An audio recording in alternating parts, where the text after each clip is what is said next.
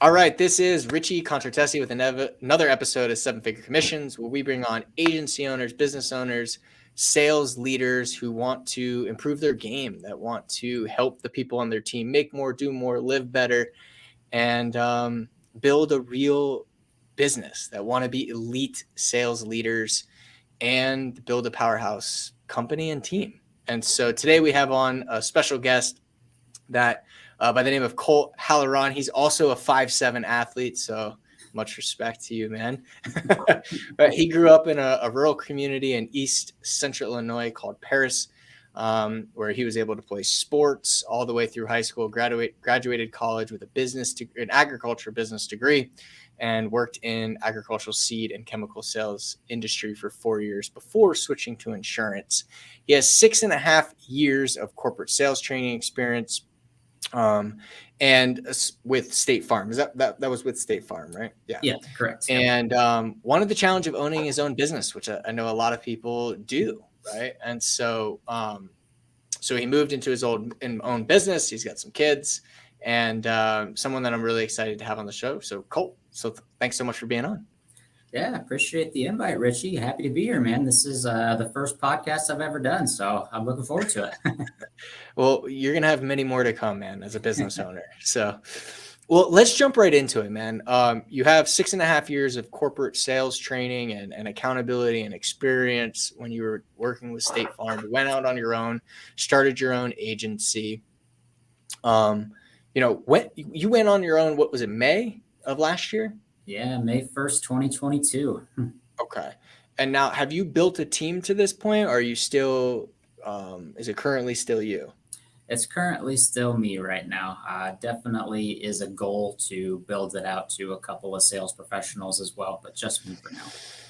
Love that. Okay. And so you've basically spent the last almost 2 years building your book from scratch. Yeah, just 1 year. Yeah. So May of 2022. Yeah. Just. Oh yeah. Okay. So a year. Okay. So almost a year. Yep. Almost a year. Yep. Man, my years are messed up. Okay. Almost a year. All right, cool. And so just so there's context here before we get into the meat of this, what is your core business? What's your core business model right now?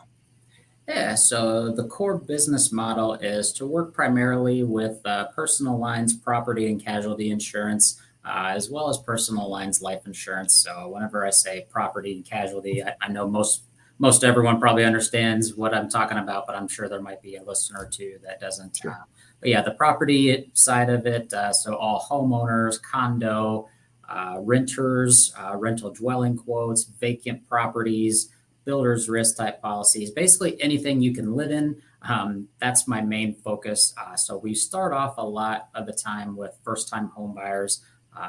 The biggest part of the business model with Goosehead Insurance, and what I really appreciated and liked about it, was they get very heavily involved with the real estate professionals of the world. So my job is to prospect some of the best mortgage loan officers and realtors in the area, all of Illinois and Indiana for the states that I'm licensed in, and be a part of their process. So, my job is to always make them look better. I am an extension of them. My job is to take care of the customer that they're going to send to me. I'm mostly getting the folks that are the first-time home buyers that need home insurance, that haven't had, an insurance agent before. So yeah, just walk them through the process, make sure everything is very easy to understand, and then send them back to the mortgage professional that referred them over to me. Hopefully everyone's coming back to them with a smile on their face. I try to do my best to do that, but yeah, that's kind of the main part of it, just making sure that everyone's protected and they know what they're getting. I don't ever want anyone to feel like, oh, I'm talking to just another sleazy insurance salesman, this is all they want. They're just going to add things to this. It doesn't matter. So I always start off the conversation of, look, Mr., Miss, Mrs. Customer, I would never recommend something to you that I don't personally have or I wouldn't personally endorse. If it's not a fit for us, which, sometimes, there are customers where it's just not a good fit, I always try to do my best to refer them to someone else who's another professional that I've worked with in the past as well. So that's kind of the core business model that we use. Okay. Love that. Okay, so now that I got some context on your business and what you do, let's talk about getting to the next level, right? So for you, you've been doing this for a year, you're moving forward, you're building your book. What do you feel like right now is kind of your biggest challenge in growing your business? Yes. Well, there's numerous things. Where should I start? No, I'll keep it simple. So, coming with the corporate training of, about 6.5 years, it's Right. always easy to coach someone else. You and I kind of talked about that a little bit before the Yeah. show too, and kind of had a good chuckle about it. But, it's so easy to tell someone, hey, look, here's some of the things you can use in your business. Here are a couple of lines that you can use for objection or overcoming the objection or something. But when it comes time to doing it yourself, going out hunting and killing for everything you eat, sometimes that stuff just goes right out the window and you're just flying by the seat of your pants. I found myself doing that quite a bit. So I would say the biggest challenges that I have are making sure that I'm tracking all of my KPIs. I have a great system in Salesforce that does a lot of that for me, but I can always do a better job of doing that myself, keeping tab of the conversations I have, the bind rate, the package rate that I'm using along with it too. The overcoming objections, of course, you always start off with, here's what they could say and here's how I could combat it. But then sometimes when it gets to that point and you just go blank and you're like, oh, wait, oh God, what was I supposed to say there? So I would say keeping track of the KPIs, because sometimes it is just, the smile and dial, especially when you're starting out. You got to just get that volume in. So that, and then kind of overcoming the objections as well. But hopefully I'm here to learn from some of the best out there. So if anyone's got any advice, I'm all ears. Yeah. Let's talk, man, for sure. So I mean, look, like if we go through the sales process, right, all those things lead to closing and closing more, right? So I think you hit, something really important on the front end, which is tracking. So I think I want to dissect that a little bit and let's dig into that and see where it goes. Yeah. First thing is, you had mentioned you're using Salesforce. Is that right, for your CRM? Correct. Yes. Okay. So do you feel like your challenge is more putting the data into Salesforce or being able to take the data that's put into Salesforce, be able to track the right metrics from that data so that you can use that to course correct and make improvements on your sales process moving forward? I mean, honestly, it's a little bit of both, I would say. You do get into a hurry. So sometimes maybe you don't put down the, hey, so-and-so has 2 kids. The ages are this and this, be sure to bring this up the next time you talk to them about potential life insurance. So I do find myself getting into a hurry and then just being on the phone like, oh, that's great. How old are your kids? And then just forgetting to write it down, of course, which that's a huge, huge factor of it. As far as the follow-up process after that, I feel I've got a decent handle on that. One of the big things that my sales leader and I would work with whenever I was working for State Farm is talking about a consistent follow-up process. We always called it the 12-step follow-up process. I do a fairly good job of that, but I would say entering in that initial data is always a challenge. And then sometimes, it just the mindset, of course, of it too. You've been told no a couple of times. And, it's, you got to have a short memory. And sometimes it can wear on you, especially if someone's cussing you out on the other end. You're like, oh my God, like, how am I going to get through the rest of this day? But sometimes. Especially because you're working by yourself, right? Yeah. And I mean, as you can probably tell, I mean, this is my office, it's just a little 8x8, no windows. Oh, really? No way. Yeah. Got a couple of pictures in front of me, but as you can see, nothing behind me. So I gotta get some stuff in here. You got to get one of those pictures that's like, that looks like a window and just pretend. Yeah. All right. So that's tough, man. Okay. So a couple things here. I think the best place to start is real quick. I know you're doing a lot of referrals with like the real estate industry, but let's talk about, like, I love the referral stuff, but I want to talk about what's the biggest driver of acquisition right now and what we can do there. So, walk me through real quick, what's your lead outreach process? And then from there, walk me through quick your sales process and as simplistic as possible. Yeah. So try to keep everything as simple and concise as possible. So Like I mentioned, part of the biggest part of the business model here at Goosehead, we've got data from every loan officer and realtor across the country. So to start off with, I've got to get in good with that loan officer, get them to show them that I can be a very huge asset to them. I can help them with any type of situation. Once they send me a referral, they're like, okay, put your money where your mouth is, essentially here. Take care of my client for me. Going through this discovery process, finding out what's most important to that client. And then I think the biggest challenge at the end, and something that I want to get better at, is asking for those hard referrals at the end. Hey, I've helped you out, Richie. I'd love to be able to help anyone else out in your network. If you have anyone that, might be looking for a different opportunity for their insurance, maybe they can save a little bit of money, put them in a little bit of a better situation. Those were the two biggest driving factors I have. So leads from real estate professionals and then asking for referrals. Those are really about the only ways that I'm kind of driving leads into the business right now. Okay. So when you do outreach, you're reaching out directly to who? Reaching out directly to the real estate professional. So it's not buying internet leads, not really cold calling prospects. It's cold calling more real estate professionals first. And those real estate professionals will consist of what? The realtors and loan officers primarily. I would say probably 85% loan officers to 15% realtors or so. I was going to say majority loan officers then, right? Mm-hmm. Yeah. Okay. And what's your current outreach strategy with them? Well, I try to make at least a good 20 calls a day or so to those loan officers out in existing, and then trying to sprinkle in a little bit more of some cold calls with that, but more so trying to ask for some warm introductions. So like, hey, Richie, we've worked together for a couple of months now. Feel like I've taken care of all your clients. Is there anyone else in your business that you're working with right now that currently doesn't have an insurance professional that they partner with? If not, I'd love to, set up a lunch or a breakfast or something. We can get together, see if it'd be a good fit. So. Got it. Okay. So a percentage of your time is reaching out to new loan officers. Another percentage of your time is reaching out to loan officers you already worked with to get referrals. Correct. Yeah. And then just more solidifying that relationship and then asking them for anyone else that they may know that we can all work together with.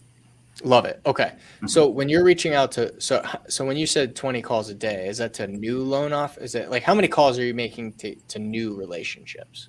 To new relationships? Not enough, of course. Okay. Probably about, I'm reaching out to, I would say, about 10 new loan officers a day. Okay. So let's say in the past 5 days, you've reached out to about 50 of them. Yeah. Yeah. Okay. And how many of those on average do you talk to? Like if you call 50 people, how many do you talk to? Yeah, I'd probably talk to about 5 or 6. We'll keep numbers simple, probably about 5. Okay. And do you have the last week's numbers on the top of your head by chance? Actually, I do not. They don't have to be perfect, but if you were, let's just go through a hypothetical scenario. So you reach out to 50, you talk to 5 of them. What's your sales process from there? You get them on, like, are you booking another time with them to dive deeper and have that kind of discovery with them, or on that initial connection? Like, walk me through kind of your current process. Yeah, so I would not refer to myself as being a very pushy type of person. So my whole process essentially is, if I get someone on the phone, obviously thank them for their time, but my whole approach is to try to get the next meeting, essentially. Like, hey, I see that you've got some phenomenal customer reviews. I would love to build my business with people that are professional like yourself. I've got some time open this week. If you do, I'd love to get you down for a cup of coffee, maybe a lunch, see what we can talk about each other's processes and how we can help each other's businesses. So that's, very simply, that's pretty much how it goes. Okay. And so let's say you call 50, you talk to 5, how many of those will take the next step with you and book that session? I would say I'm probably getting about 3 out of 5. Okay. Mm-hmm. Cool. And then what happens after that meeting? Is it getting like what? And actually, let me ask you this: of those 3, how many of them actually ended up showing up, right? Because there's a percentage that are like, they don't show or they reschedule, like whatever. Like how many of those 3 showed? I would say for the most part, all 3 of them are showing. I feel like I have a good follow-up process of, hey, reminding them when the meeting is, showing excitement towards it. I'm really looking forward to connecting with you. I think this is going to be a great opportunity for both of us here. So I would say, yeah, 3 out of 3 mostly, yeah. Okay, cool. And then what happens after that? So you're at this meeting. What's the next step after the meeting? So, I guess I'll back up just a hair. So during the meeting, of course, trying to find out more about them personally, and then kind of segue that into the professional aspect of, hey, like I said, we talked a little bit about, I see you've closed this many loans, great customer reviews, want to talk with you. The next step is to see if we can get another meeting on the books or talk about, hey, what's in your current pipeline that maybe you're having some struggles with closing that loan right now. Maybe the debt to income ratio isn't quite where it needs to be. So if they already have a current insurance quote they're working with that's just not fitting your numbers, give me a shot. Let me see if I can help you out with it.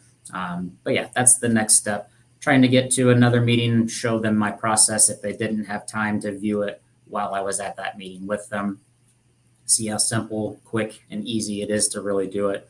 And then kind of take it from there to see what type of person they have in their pipeline that I can help them close. Okay. And so of those 3, how many will start giving you business? What does that look like? Man. I would say probably 2 out of 3 really are going to give me business. It'll take probably a little bit more time. Just obviously, as we know, inventory is down quite a bit. So the people that were closing, let's just say, 100 loans a year, they may be down to 50 or 60 loans a year. So sometimes it does take a little bit longer for that referral to come in.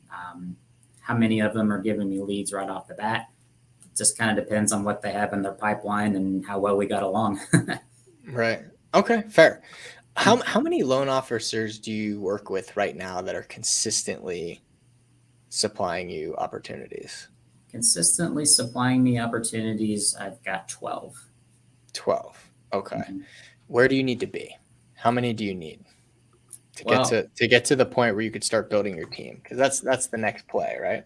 Yeah, to get to the point where I could start building my team, I would like to at least double that. So I would say 24 to 25 is what I need to have consistently sending me, we'll call it 3 leads a month. So that'd be 75 total leads. And of course, I'm the only person here. My overhead, of course, isn't very high. The 8x8 little cell here. But seriously, yeah. You got to get some pictures behind you too. I know you got some in front. Okay. Yeah. But I would say I want to double that by the end of this year, the end of 2023. I would like to have at least 24 to 25 sending me at least 3 leads a month. Okay. And the 12 that you have right now, are they averaging sending you 3 leads? On average, some are about 3, some of them are 2. So I would say on average, I am getting roughly about 30 leads total per month. So some of them are a little bit under 3, we'll call it. So. Okay. And so of those 30 leads that you're getting per month, how many of those are converting into clients? Yeah, so I've got, just this current month right now, I've converted about 40% of those. Okay.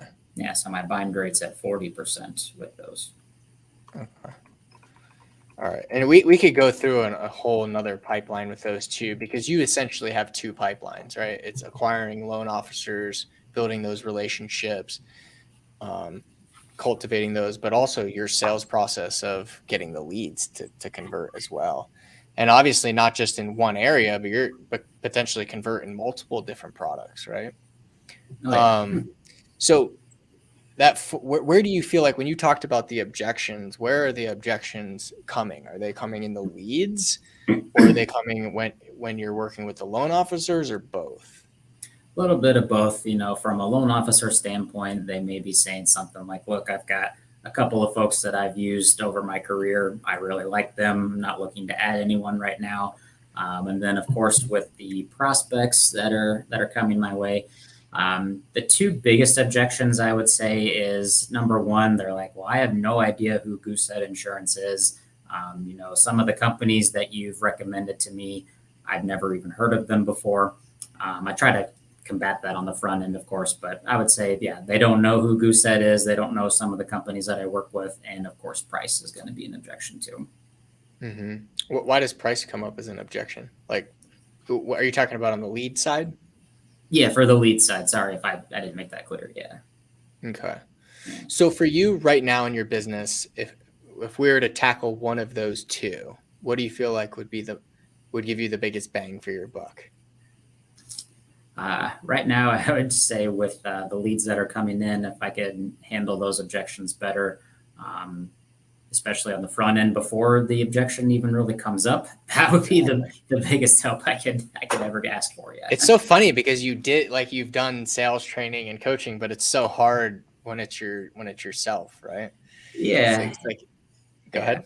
Just not trying to make excuses by any means, but it's just a completely different business model than what I was used to for that 6.5 years of sales training with State Farm versus this independent version where it's tackle the real estate professional, get the leads from them. Don't necessarily go out and buy a bunch of internet leads and smile and dial 200 times a day, stuff like that. So.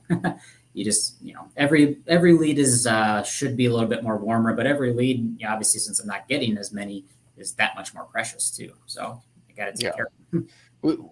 Let's get your close rate to 60% on the warm leads, and I think you totally can. So let's talk about the biggest objection you get on the warm leads, and I would love to. So for when you get a warm lead in, you connect with them, you book a separate session with them. And then do you typically book another one to move forward with them, or can they move forward on that first session with you? Yeah, absolutely. If the price sounds right, if I've built up that good relationship with them, I'll do the one call close right then and there. If they need to talk to their spouse, they talk to their dog, they talk to their grandma, whoever it is. Like I said, I'm not that pushy person. I'm not going to be like, well, I can only guarantee the price today, which I will say that in a nicer way, of course. But no, I'm not going to force something that they truly need to talk to someone else about if they're not the decision maker. But again, I think that goes back to handling that objection on the front end, like getting the decision maker there first, so I don't run into that on the back end. So I need to do a better job of that. Totally. So do you have a script that you use for this call? What do you call this call? Just a consult or discovery, or what do you call it? I just call it a discovery. And I do have a template that I use that I kind of go on. And I've tweaked it here and there. It was a template that I'd gotten from training that I've kind of tweaked. So, yeah. Okay. So let me ask you this. What are the stages of that discovery call? So for example, like you can have stages like rapport building and value building and true discovery and temp check, pitch, what are your stages of that script? Yeah. So starting off, you hit the nail on the head is the rapport building, trying to learn a little bit about them, their family. So rapport building, number one. The second one I always try to do, and of course, need to do better at, is kind of that value pitch of who Goosehead is, the companies that we represent, the financial backing, the Better Business Bureau ratings of, every carrier has to keep and maintain an A-rated rating by the Better Business Bureau, setting that value first, and then kind of road mapping it from there. Hey, I'm going to ask a series of discovery questions.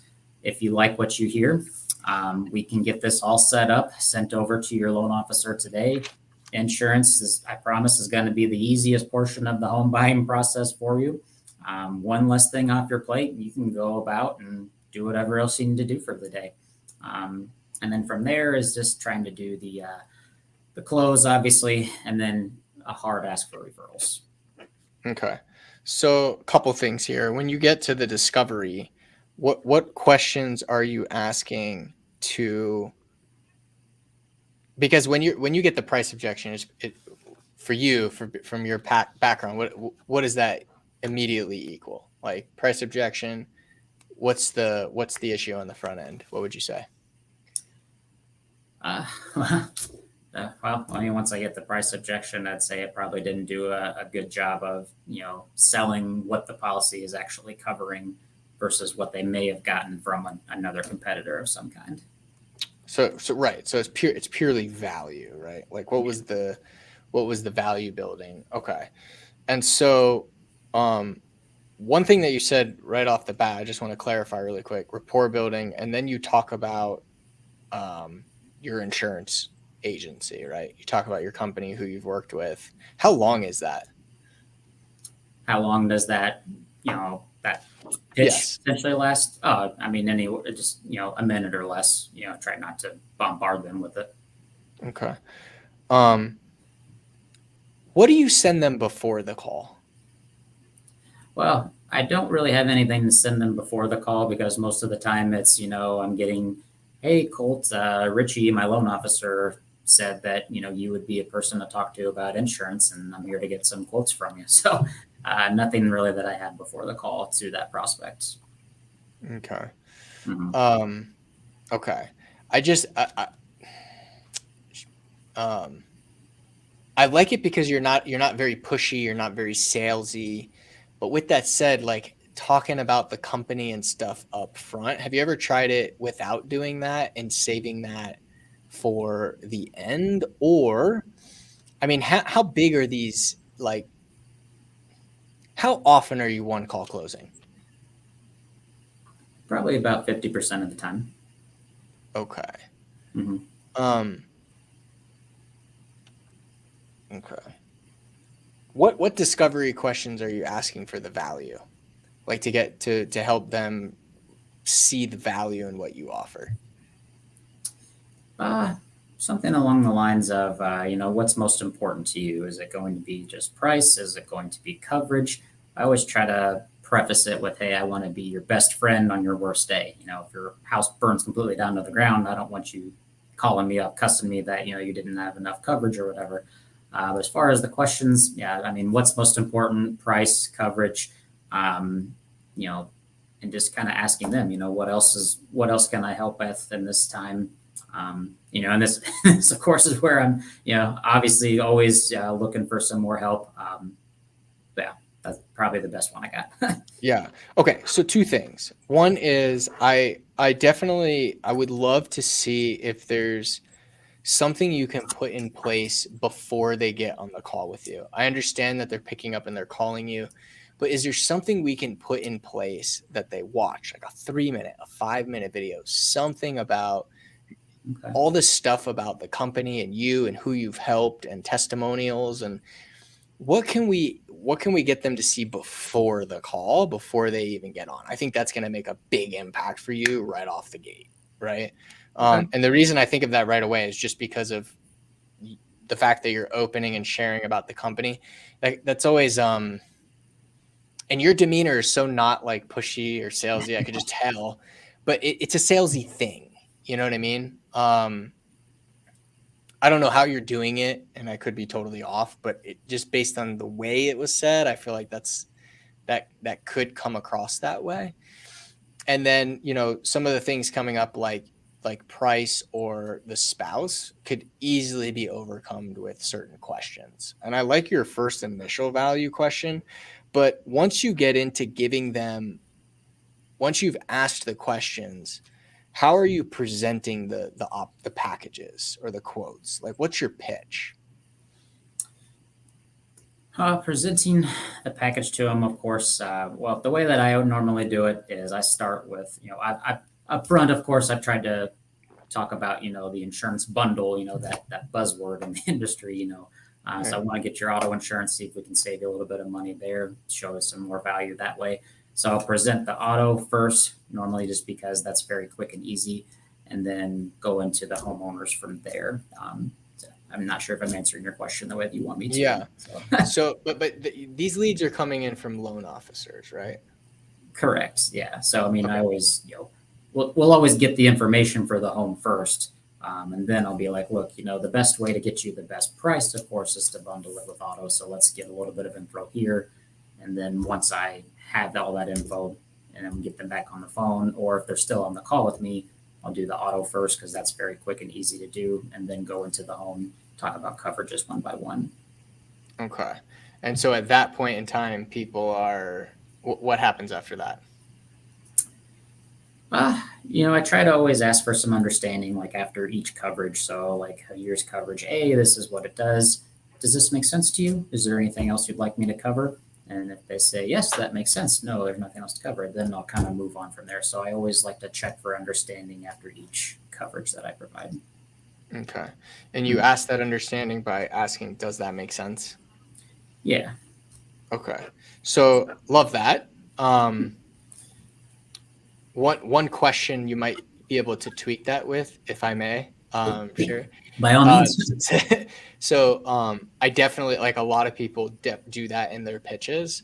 However, I think one thing that could be of value to you is to get them to interact back. So as a speaker, I learned this early on. Especially when you're in the groove and the grind, people are just like, yes, yes, yes, yes. And they're kind of just become yeses, right? So how do we get them to engage back with you? A question may be something like, how do you feel this policy would provide you more value than what you have right now? And get them to engage back with you on what they've learned. Now they're selling you on the policy. Does that make sense? Yeah. Just as we're going through this, I'll give you if it pops to my mind. But I love that you're engaging between each part. Another thought might be, is it possible to just close on that front, the simplest policy, and then set another time with them to discuss all their insurance needs after that? Yeah. I do run into the situation of, when I set that follow-up date or call, and even when I'm checking for, are you still available, then they may not show up. So obviously I want to try even after they purchase, though. Oh, even after they purchase. Okay, I apologize. I misunderstood that. Yeah. I'm thinking, what if you really made this call purely about, because when they're calling, what insurance are they initially calling about? Home. If you just made the call simplistic and you just sold home, and then give them a great experience on that call, they love you, and be like, hey, like, we have other opportunities and things that we can help you with, and we could probably save you money in other areas as well. Would you like to learn more? And just leave it at that and schedule the second call from there. I feel like, just in my mind, I guess I've just always tried to do, both of them at once, just because of the fear I have of them not coming back to it, Yeah. I would for sure have the fear if they didn't buy, but what if they did? Like, what if they bought from you? Would it be, have you tried that before? No, not really. Okay. Because typically so I think of it as a value ladder, right? Once they buy something small up front, then they're going to be more comfortable with you buying more, right? Mm-hmm. I also understand your concern too of like, how do I don't want them to walk away either. So what are you asking as far as the spouse? What are you doing up front? Like, what if they say, yeah, I'm married, or like, how do you handle the spouse? Well, lately, of course, it hasn't really been until I get to the end of the pitch, and then they're like, well, my husband that I need to talk to, they're at work and they won't be home until 6:00 tonight. So I won't have I won't be able to make a decision until I talk with them. So do you ask a question up front in the very beginning about that? I honestly have not been. Okay. Do you think you should? Absolutely. Okay. So I'm taking notes as we're going through here. No, you're cool, man. And I don't want to go through too many different things, but I'm just trying to figure out what's going to be the highest value piece. Oh, yeah. I'm going to share with you really quick too.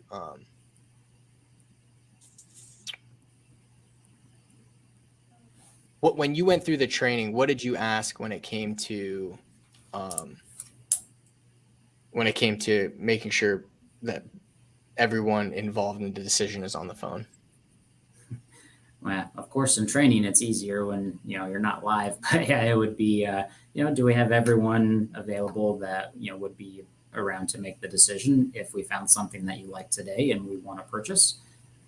Yeah, that would be the question I would ask during the training and when role playing and stuff like that. For sure. Okay. And why do you believe that you're not asking that question now?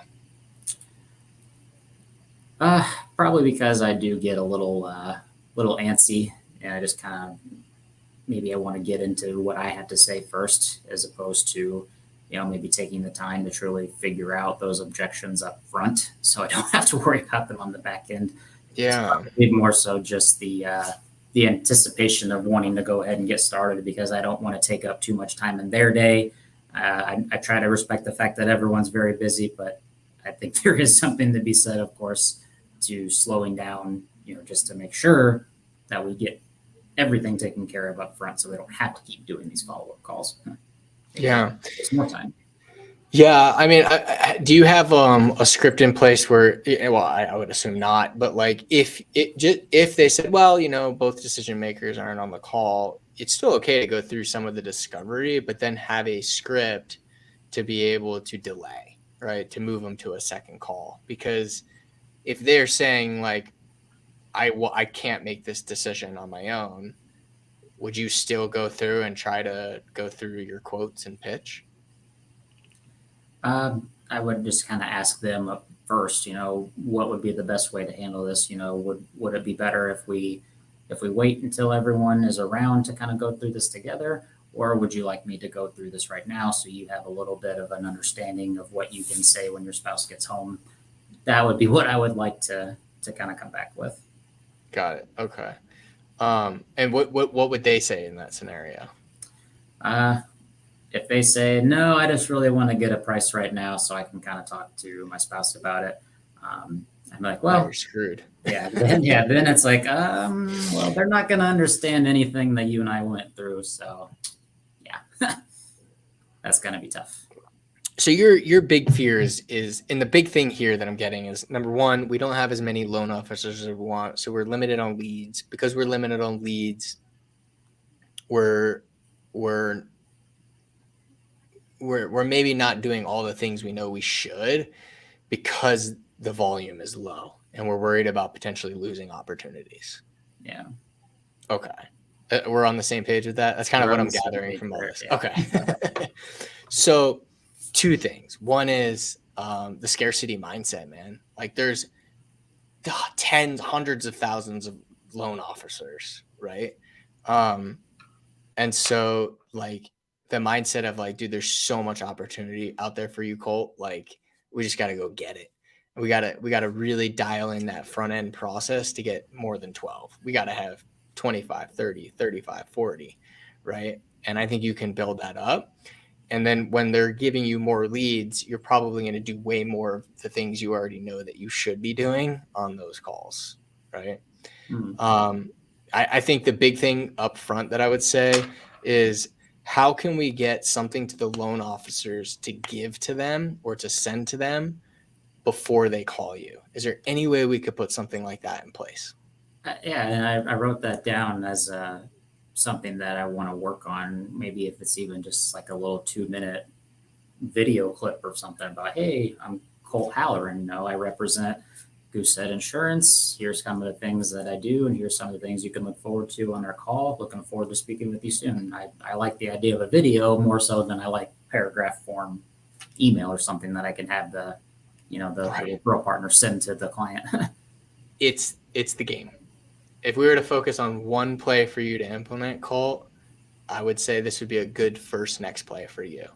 Is let's get a 2-minute video. Now, here's the key with this video, right? Mm-hmm. It's all about them, right? Quick, yeah. Goosehead is our insurance. We've helped at the very end, right? But in the beginning, it's all about them, helping them, what they want, and then one thing I would say is probably somewhere in the middle of this video is to talk about alignment. Okay, so what the hell do I mean about alignment? So alignment, Cole, is something that's really important to you because you work with all of your clients one-on-one, it's really important that everybody's on the same page with the insurance policies. So when you reach out, or when you schedule a time with the link, or however they're going to do it, when they call you or schedule a time, please have everyone on the call who's going to be a part of this insurance process, so we can make sure that there's alignment. Because I'm not, you don't want to work with anybody that's not aligned with you. That it's not fair. I look at it like this, man. I'm going to be hard on this for a second. Yeah. I don't want to work with anybody that doesn't align with with my views and my core values. And I appreciate you being on the phone with me, Miss Johnson, but your husband's not here. And I only want to do business because I work one-on-one and I roll up my sleeves and I work with my clients. I got to make sure that there's alignment between everyone that I'm working with. So it's really important that everybody's on this call. So either book a time below and we can jump on a Zoom, or feel free to call me, but just make sure everyone's there. Is that fair? But like something in the video along those lines. Yeah. That's perfect. This is why I like to talk with the best, man. So I don't know about that, but yeah. So I think for you, man, I just listening, I think there's a lot of good things. I'm sure we could dive into the tracking and expanding upon all these different things. But if we were to look at like the biggest bang for your buck right now, one is you got to make more calls. Two is to loan officers. Two is let's put this in place so that everyone that is calling you already knows you and a little bit about you and what you do, and that they come with both people on the call. What do you think? I love it. I love that idea. Okay, cool. So every next play that we always give has a what, how, and a when. So the what is going to be creating, we'll call it a, what do you want to call this video? Maybe just an intro and expectations or something. I don't know. Yeah, like insurance introduction or something. I don't know if I like that actually. Yeah, you don't want it to be your company either, because it's not about the company, dude. It's about you, right? It's about you providing them the service that they deserve. So I'd think about that, because you want to make it something that people are going to really want. So what's the how? How are you going to create this video? How am I going to create the video?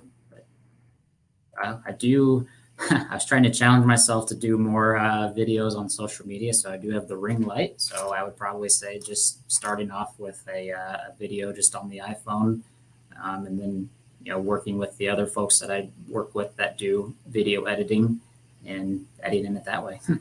Yeah. I don't even think you need to edit it. I wouldn't even say to edit it, man. There's an app. Let me just see really quick for a second. I'll give you this. I want to say it's called Captions. I don't use it, but I think it's CapCut, maybe. No, not CapCut. It's called Captions. But what you can do on your phone is you can upload a script, and it has this like technology where it makes it look like you're not reading the script. Oh. And so because you're making this video 2 to 3 minutes, and because this is more of a connection video, it's not really an informational video, my initial thought for you would be to use your ring light, set up your iPhone, and write a 2 to 3 minute script and just look right at the camera. No need for editing. Just make it like it's an organic video that's just quick. Hey, I'm super pumped to talk to you and learn about your needs and provide you insurance. And then we've done this, and then hit the alignment piece. I'm excited to see you. Reach out to me or book a call below, or however they do it, right? Yeah. But I would try to keep away from making it like a production. You know what I mean? And more just like just a you.